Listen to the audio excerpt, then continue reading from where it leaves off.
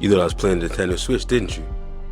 But actually, today we are doing a test between the Steam Deck OLED and the Switch OLED. So the first thing we're going to just look at is the screen.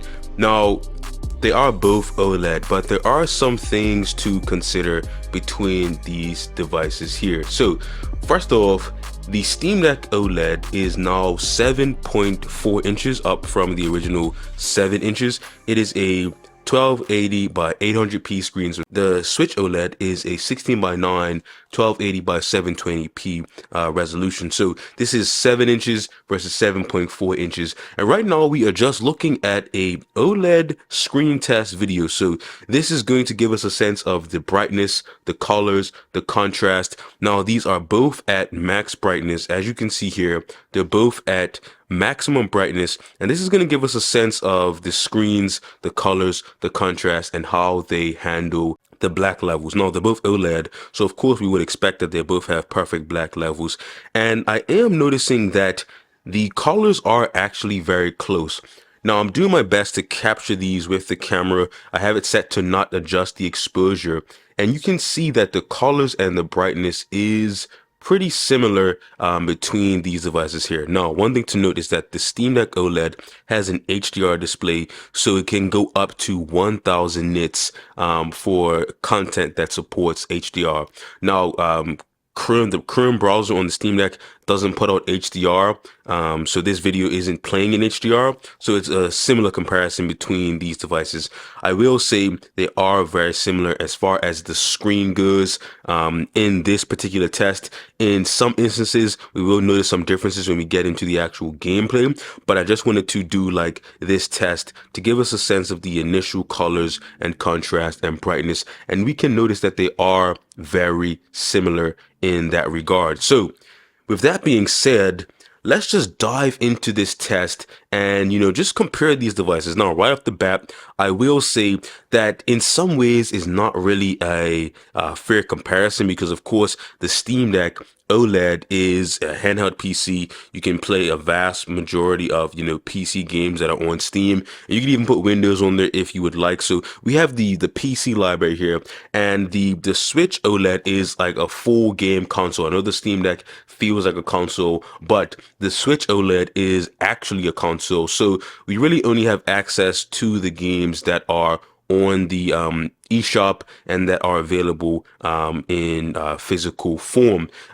So yeah, that is a little bit of consideration, as well as the price. The Steam Deck OLED is actually more expensive than the Switch OLED, so that is something to consider. Now, after we consider the screen, another thing to really consider, I really want to consider, is the ergonomics. Now, if the ergonomics really comes down to the controls. Now, of course, portability is something that cannot be understated or overstated with the Switch OLED. We can see that the Steam Deck OLED is a lot thicker, has a much bigger grip here, and the Switch is probably what some people would call pocketable. You could fit this in like a cargo pants pocket, a large jean pocket. This would definitely fit inside of there, but the ergonomics is pretty non-existent. You really have to, finagle your hand around the Switch OLED. It doesn't have the most ergonomic controller or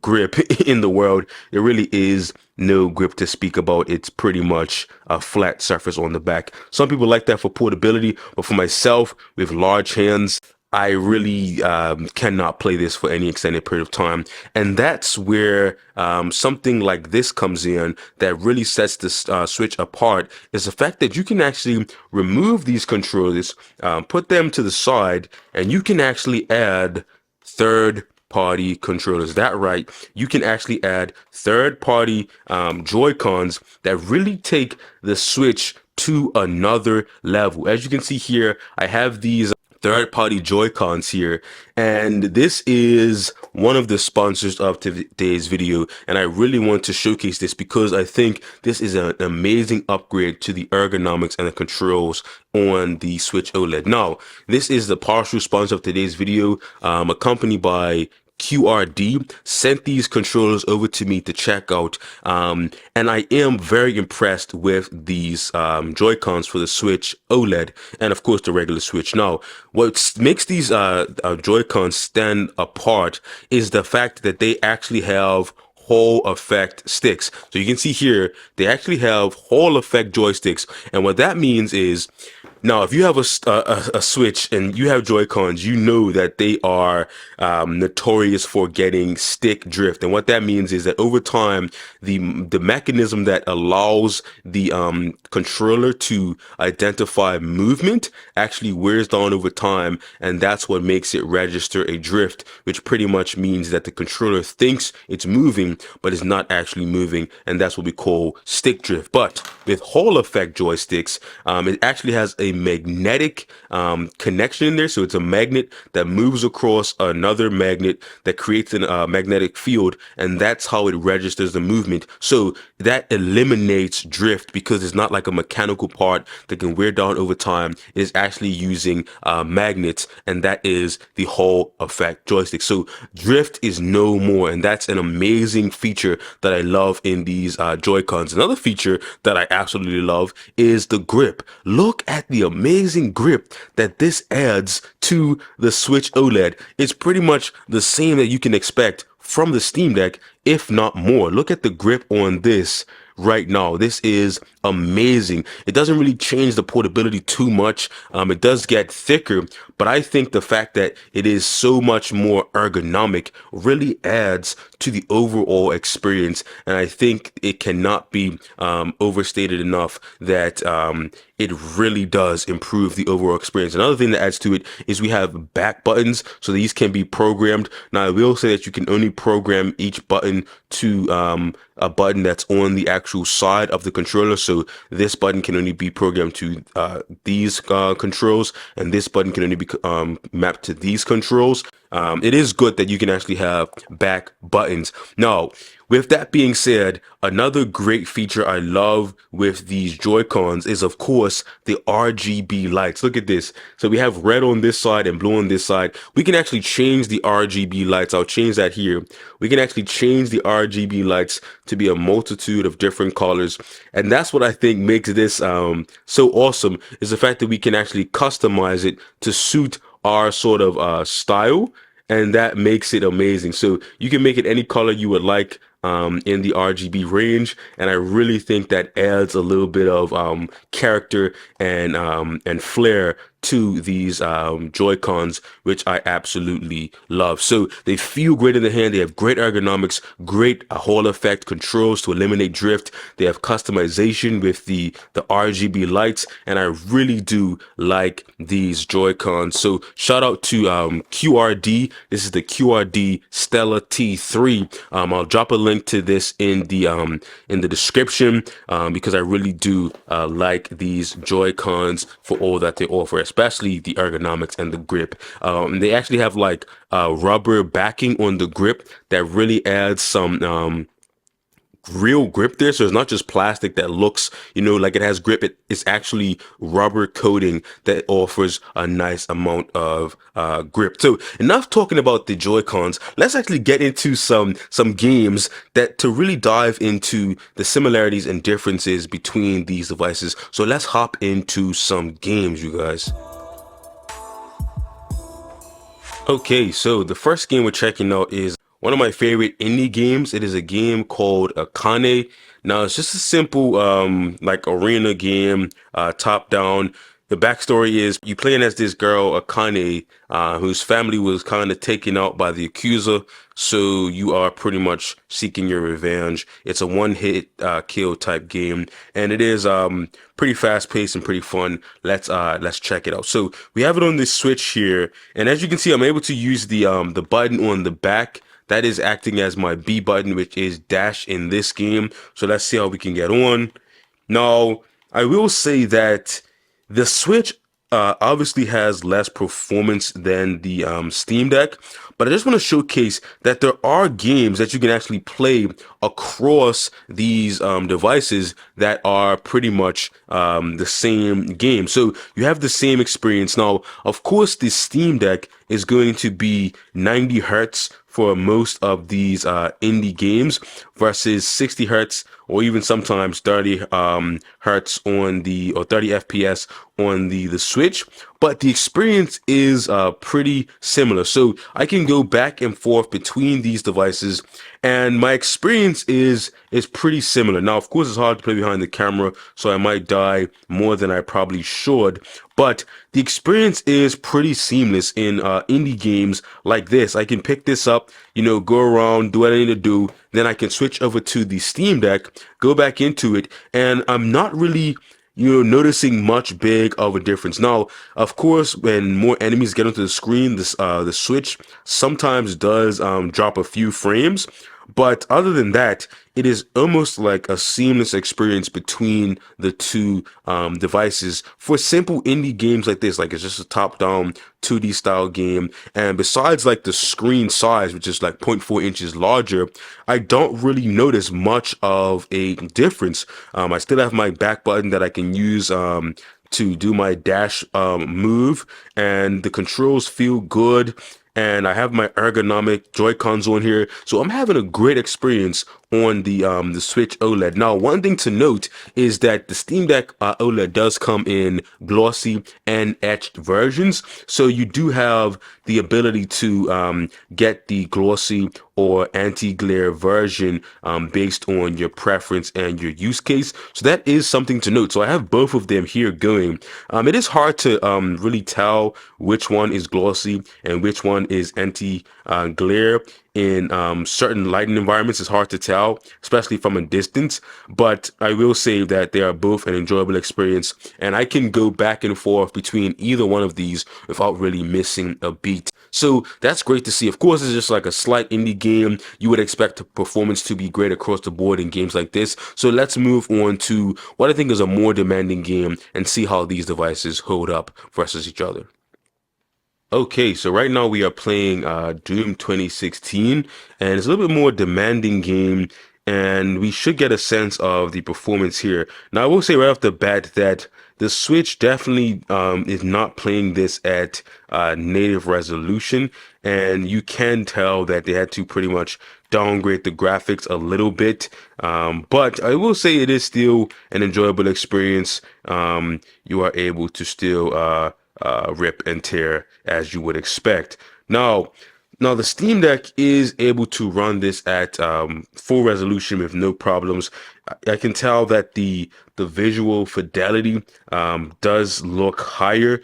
And the overall picture quality does seem to be at a level above the Switch in this game, and that's to be expected. I think that the Steam Deck is probably multiple times more powerful than the Switch at this point in time. So that goes without saying that you would expect to have better graphics on the Steam Deck, especially in more demanding games like Doom. But it is impressive that Doom is able to even run on the Switch, and I think that is a testament of the optimization from the developers here of Doom. And I will say that you are going to have an overall better experience on the Steam Deck, but do not discount the experience that you get on the Switch, especially just for what it is. This device pretty much is using a processor from like 2017, so that is something to be impressed with. I think that this is a game that really showcases the capability of good optimization, and I am able to have an enjoyable experience, even though I do die a lot in this game. I do have an enjoyable experience. Like, as you can see, it's hard to play behind the camera, but I do think that in a game like Doom, you can definitely have an enjoyable experience on the Switch OLED, because that OLED screen is really going to bring out that colors and contrast, and that's something that Doom does have a lot of those dark black scenes, those colors that really pop. I do think that Doom is a game that is a great experience on the Switch as well as the Steam Deck OLED. Of course, it looks better, higher quality graphics on the Steam Deck, but I will say that it still is an enjoyable experience on the Switch. And yeah, I think that's great. Let's move on to the next game here. Okay, one game you know we had to test out is Need for Speed. This is Need for Speed Hot Pursuit Remastered, and I am amazed that it is available on both the PC and the Nintendo Switch. It's pretty much the same game on both devices. Now, this isn't the most graphically intense Need for Speed ever created, but it is enough to give you that Need for Speed feel with fast cars, of course, police chases and all that good stuff. So I will say that it is, of course, the theme of the day is lower graphics on the Switch OLED, but it does actually look good. Now it's hard to drive behind the camera, but the colors look good.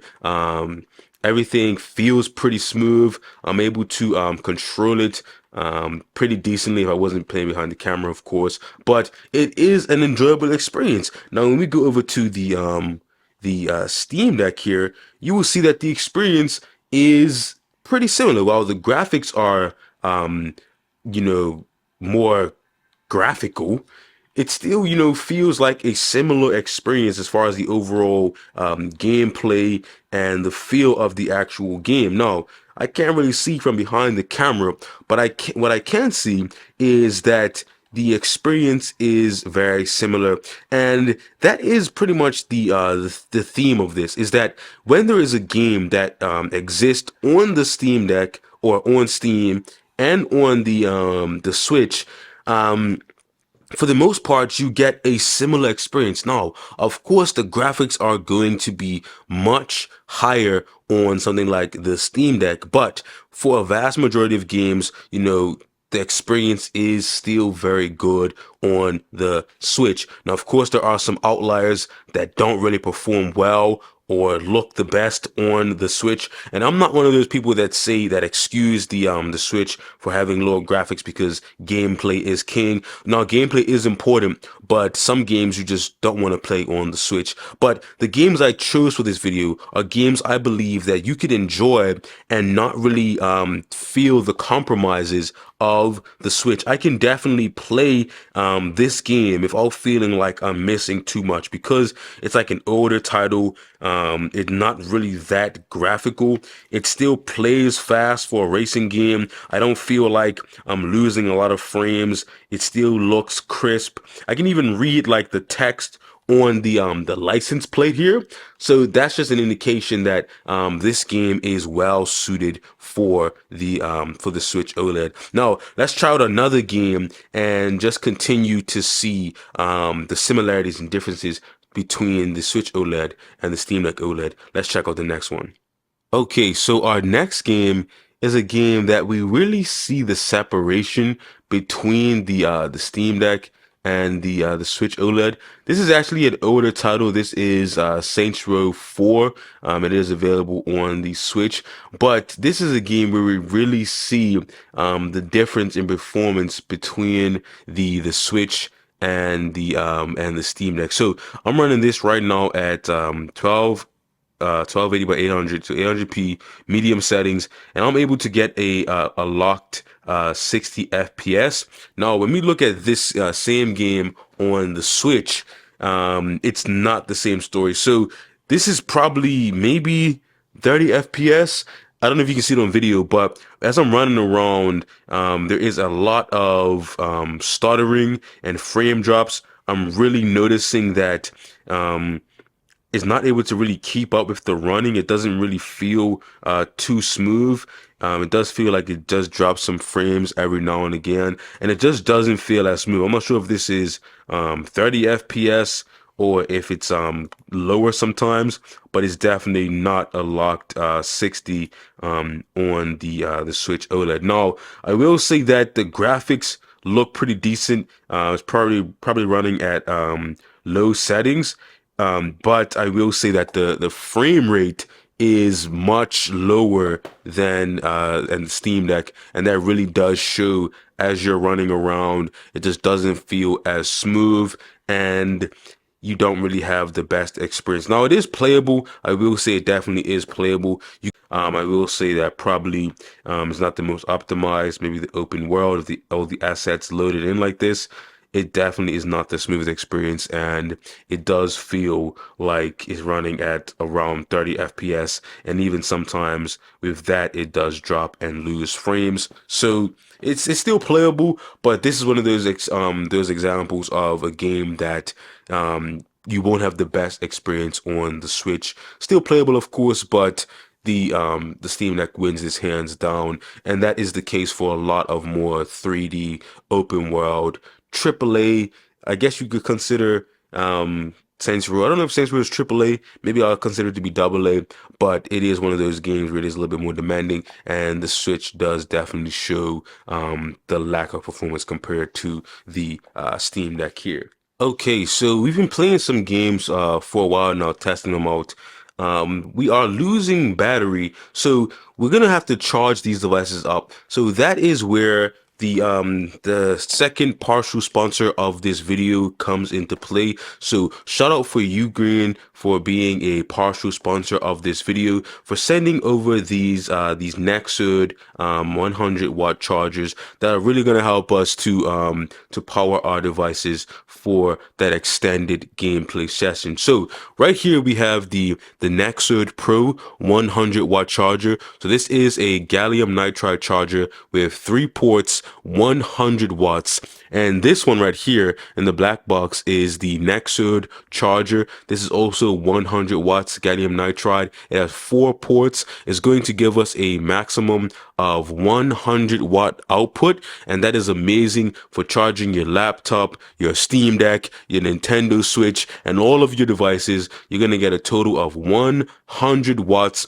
across the 4 ports, or 100 watts across the 3 ports here. So let's open these up, and shout out to UGREEN. We're going to charge our devices up here to extend our gameplay time. So we have the Nexud charger here. It is a nice size. It's smaller than like a MacBook 100 watt or 65 watt charger, and it has the prongs that actually retract. So I do like that. That is going to increase the portability. So as you can see, we have our 4 ports on the top, 3 USB-C, 1 USB-A. We have a maximum of 100 watts from the USB-C here, or you can have 100 watts shared across the 4 ports here. So that is amazing for charging multiple devices and getting that 100 watt max charge speed. So let's plug in some devices and let's charge them up. So we're going to plug in the Switch OLED here to the Nexud charger. So as you can see here, we have the Nexud charger, and that is charging up our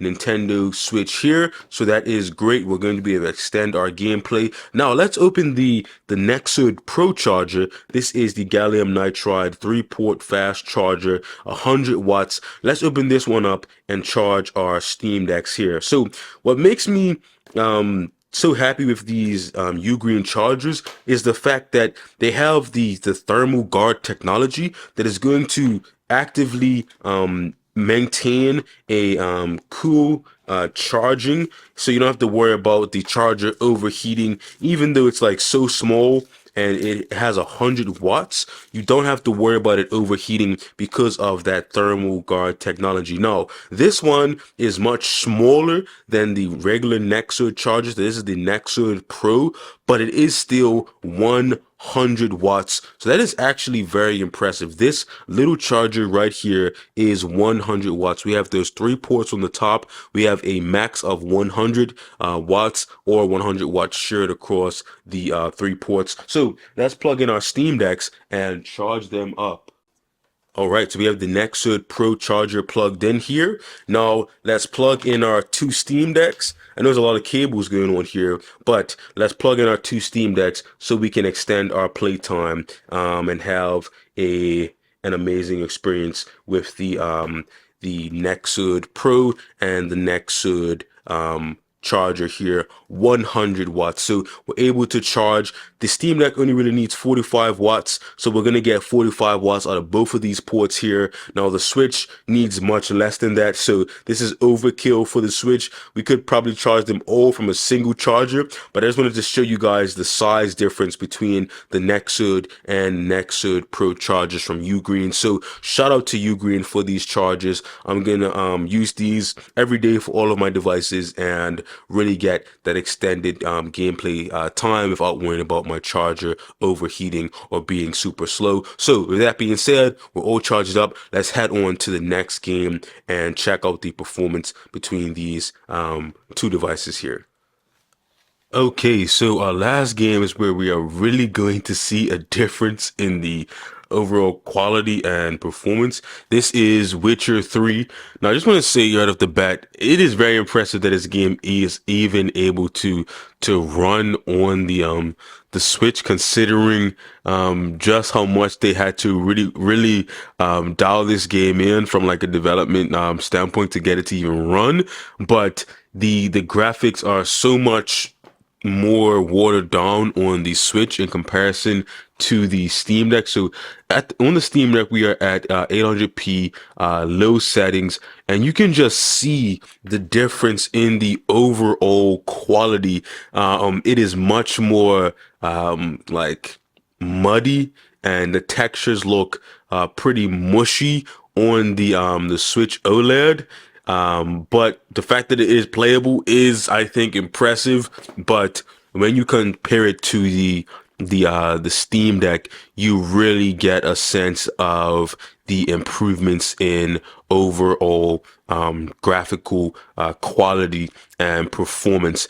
That being said, I think the moral of the story here is that for some games, you are going to get a similar experience, and for other games, you are going to get a much better experience on the Steam Deck. Now, this video wasn't really trying to get you to like really decide which one you should get, because you know, if you want to play PC games, that you're better off getting a Steam Deck or a handheld PC, and if you want to play Switch games, you are going to look to getting a Nintendo Switch, especially for the price difference. But like you saw at the beginning of this video, you can emulate Switch games on the Steam Deck. Now, it's not going to be the best experience. In some games, you are going to get 60 FPS. In other games, it may be unplayable. That's just the nature of emulation at this current point in time. But I will say, if you're playing like native Switch games